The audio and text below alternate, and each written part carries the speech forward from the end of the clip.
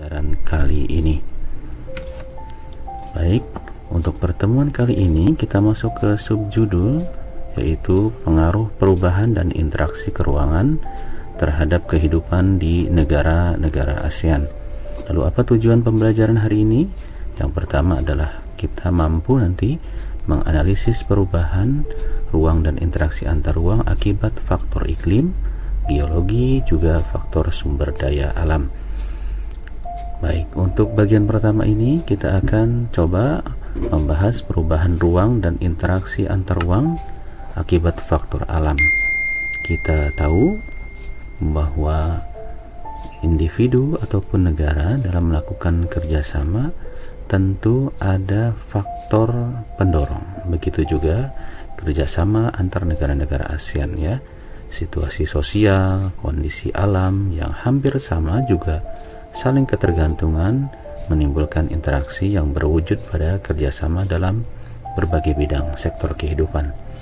Nah, kalau faktor utama yang bisa membuat interaksi antar ruang, misalnya dari faktor alam, itu terdiri atas iklim, faktor geologi, juga faktor ketersediaan sumber daya alam. Kita tahu yang pertama faktor iklim, ya. 10 negara ASEAN tentu memiliki karakteristik yang berbeda-beda iklimnya, ya, tetapi secara umum semuanya hampir sama. Dari 10 negara semuanya tropis, iklim matahari. Hanya Myanmar yang beriklim 2, yaitu tropis dan subtropis. Nah, selain iklim matahari, ASEAN juga dipengaruhi iklim lain seperti iklim muson, iklim fisis. Nah, kondisi seperti ini sering terjadi di kawasan Asia Tenggara adalah perubahan iklim yang sangat sulit diramalkan, sehingga bila terjadi kesalahan tata kelola akan menimbulkan bencana klimatik di negara-negara ASEAN. Di contohnya bencana klimatik badai topan, ya, di negara, baik itu seperti contoh ini, dokumenter tentang angin topan badai Haiyan di Filipina Timur. Ya, kalian bisa lihat bagaimana angin topan ini meluluh lantahkan banyak bangunan. Meskipun bangunan tersebut mungkin terlihat kokoh, namun ternyata dahsyatnya angin topan Haiyan ini, badai ini, meluluh lantahkan berbagai fasilitas umum, sehingga ini juga tentu akan selain merugikan harta benda, juga akan merenggut korban jiwa.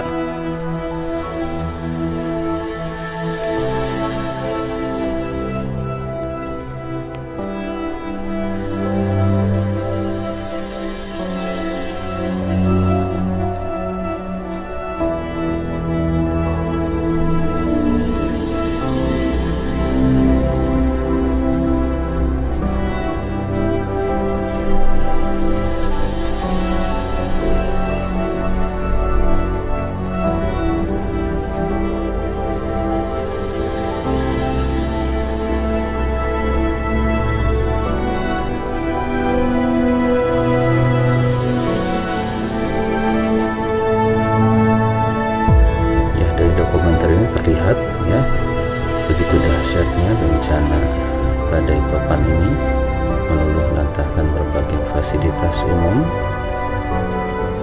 Mudah-mudahan di negeri kita, Indonesia, kita tidak menemui angin topan seperti di negara tetangga kita.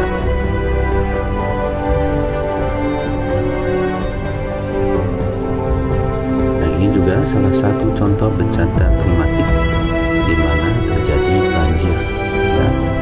Bila kita membuang sampah sembarangan, juga karena faktor iklim kita, maka berpotensi menimbulkan banjir juga ada. Nah, di sisi lain ada juga bencana kekeringan dan juga bencana kebakaran hutan. Nah, ini juga harus kita siasati. Kita dengarkan juga.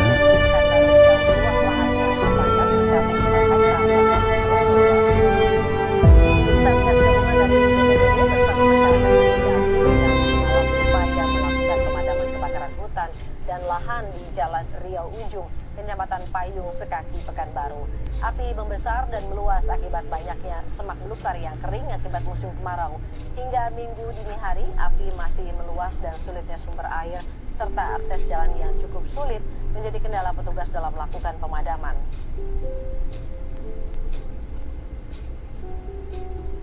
Ya, kita masuk ke faktor geologi ya, bahwa kita menyadari bahwa kawasan ASEAN ini adalah wilayah tumbukan antar lempeng bumi ya. Tim Satgas Gabungan dari BPBD bersama masyarakat peduli api hingga Minggu malam berupaya melakukan pemadaman kebakaran hutan dan lahan di Jalan Riau Ujung, Kecamatan Payung Sekaki, Pekanbaru.